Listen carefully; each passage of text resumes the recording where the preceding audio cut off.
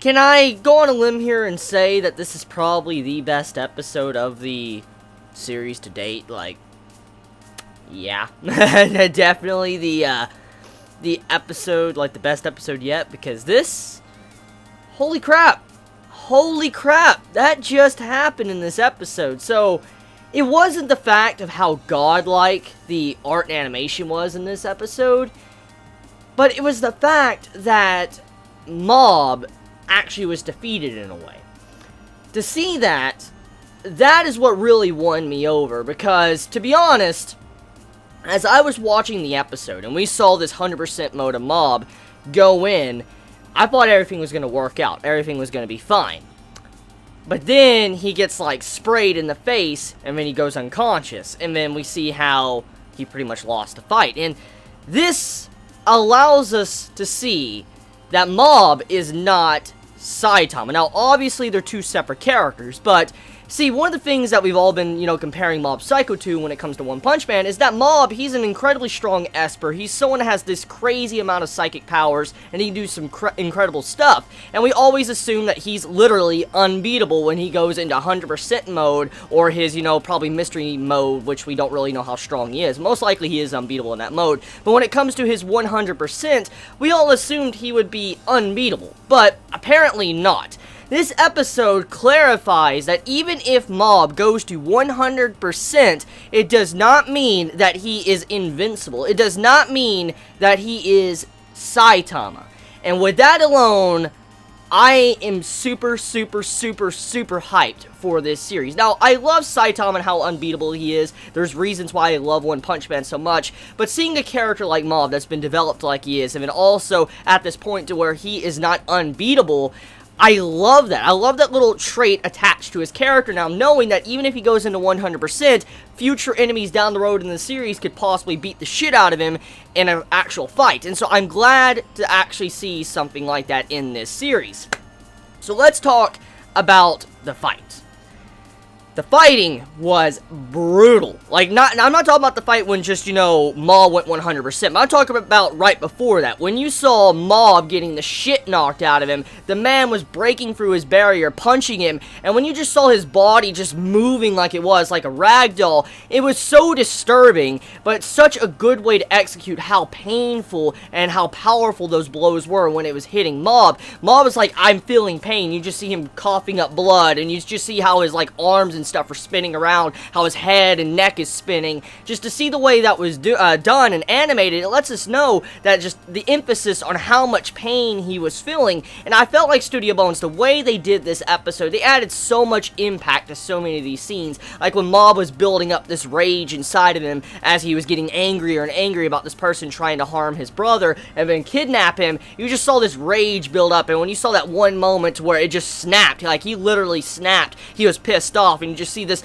like aura just come out of him, and you just see the white hair effect and all that, his eyes. That was just such a creepy moment, the way that was built up, because he's like, I am so done with you right now. My policy is not to hurt people with psychic powers, but I am extremely pissed off. You're trying to harm my brother. You're trying to kidnap my brother. I'm gonna kick your ass. And the way the fight went and all that build up to, Mob getting the shit knocked out, and you think that Mob is not gonna fight back and he might, go unconscious. Well, he actually takes it enough to where he goes in 100% mode and starts fighting this man. And the way the fight was done, it was so incredible, because the man was actually able to kind of, even though he wasn't as powerful as Mob when it came to his psychic abilities, he at the very least put up somewhat of a fight. Well, it actually, I guess you couldn't necessarily call it a fight, because the poor man, he literally, all he could do was defend himself, like guard, defend himself, and dodge. So it wasn't necessarily, like, I guess a fight. It was more of he was just trying to stall and hold off. And I gotta give the man props. I mean,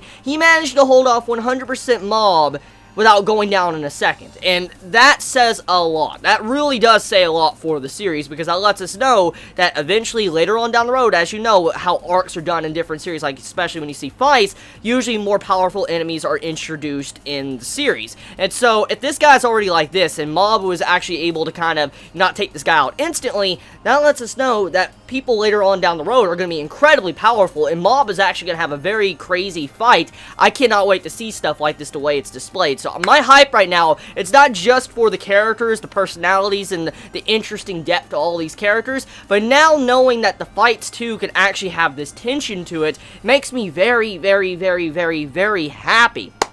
So, besides that, let's talk about the actual, I guess, characters. What happened here? What was the emotions going around throughout this episode besides the fighting, the great animation, and art? Let's talk about the characters. So, Mob's brother, Ritsu, as we know, he's been going down a very dark path. In this episode and last week's episode, we saw how he was going down this path to where it was like no coming back. He was misusing his powers, he was going on a power trip, he was harming people, doing exactly what Mob doesn't want to do, and we get to see exactly how Ritsu really thinks about his situation with his brother. And the entirety of the way this was said in this episode, it hits your heart, and it makes so much sense. He straight up tells Mob, like, Mob, ever since I was young, okay, and I saw you, beat the shit out of everybody and you hurt me as well, I've been scared of you. I've been absolutely terrified of you. I've put this fake image on to where I've admired you. You're my idol. And in some ways, he does idolize his brother. He wanted to be stronger. But he's like, I've always been scared of you. I was always scared that if I said one wrong thing to you, you would just snap. And then you would harm me. And you know how that feels to where I can't even argue with my brother? That conversation felt so real because in everyday life, if you're around siblings and stuff, you do tend to have arguments and fights and stuff. I did that all the time with my older sister. We used to have fights all the time when I was a kid, very young. And just to see how this was brought up in this episode, I was like, yeah, I could see how that could fuck up with relationships with your, your family members. Because, I mean, look, if you're scared of your older sibling and you can't even say what you want to say to your sibling, like if you want to argue with them or just say like something they're doing wrong and you're terrified that they either will snap or harm you, I could see why he was always like that, why he hid himself and always acted like he did around Mob. And Mob actually realizing this, it probably is going to add a very interesting dynamic between these two characters, and I love the development right there. It really hit the heartstrings. It did a very good job with kind of introducing this of how Ritsu really felt about his brother, and how he constantly is putting up this image just for he could keep his brother happy.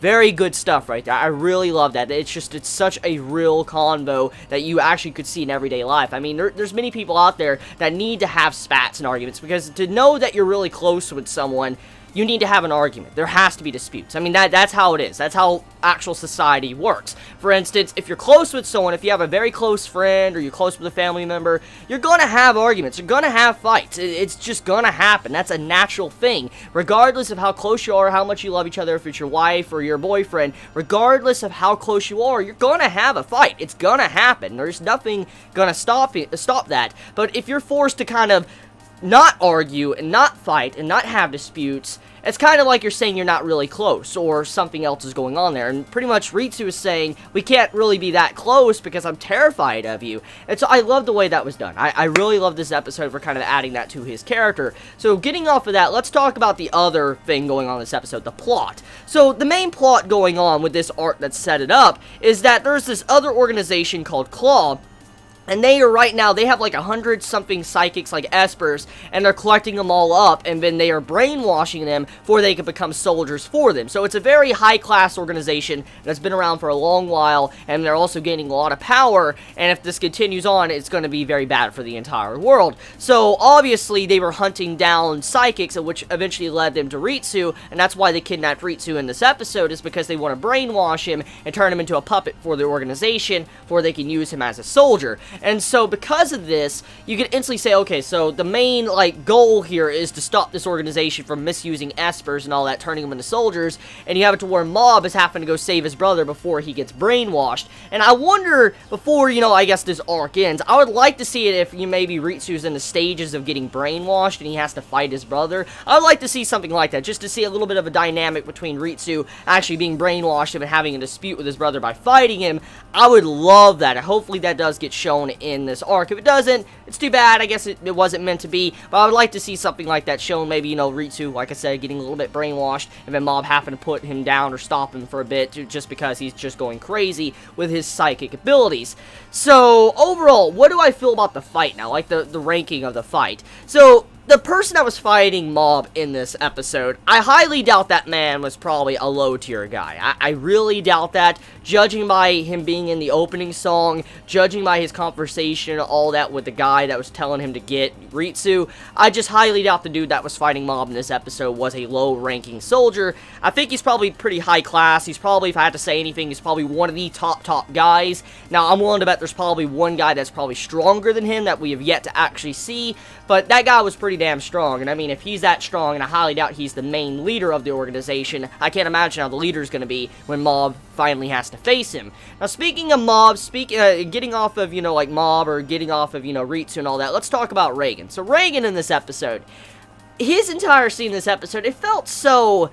how can I say, it felt out of place. Now, don't get me wrong, I enjoyed the Reigen scene. I love seeing, you know, his, you know, little comedy scene with how he was making the woman feel better and all that. You know, even though he's a con artist, as I talked about it in my last week's episode review, Reigen is a very good person. Deep down, even though he's a con artist, he does some scummy shit, at the very least, he tries to make people feel better, or help them out, give them helpful advice, and what he did for the woman in this episode, he was a very good man for doing that, even though the entire scene felt very out of place, because, I mean, the structure of this episode was very serious and dark, and when you get to see the scene with Reigen, I'm like, it seemed like, you know, it was an out-of-place moment of the episode, but it wasn't bad. It was not bad at all. It just felt so out of place, because, you know, the entirety of the episode was focused on Mob and Ritsu, and when you have that, I'm like, okay, just, you know, let's roll with it. But besides that, overall, I felt like the episode was a very enjoyable episode. A lot of characters got character development, like Teru. Oh my god, Teru's, you know, character development. Man, I cannot believe how much he has developed since his actual fight with Mob. To see how far he has come, and how he's chilled the fuck out, and how he's helping out Mob and all that, just to see how he's become an ally makes me happy as well. So I'm glad to see these characters that Mob is, you know, kind of interacted with, they're actually changing for the better and becoming, you know, reoccurring characters that will continue to be in this series. So yeah, let me know your thoughts in the comments below. You all have a wonderful day or night wherever you live. Please be safe. Chibi out.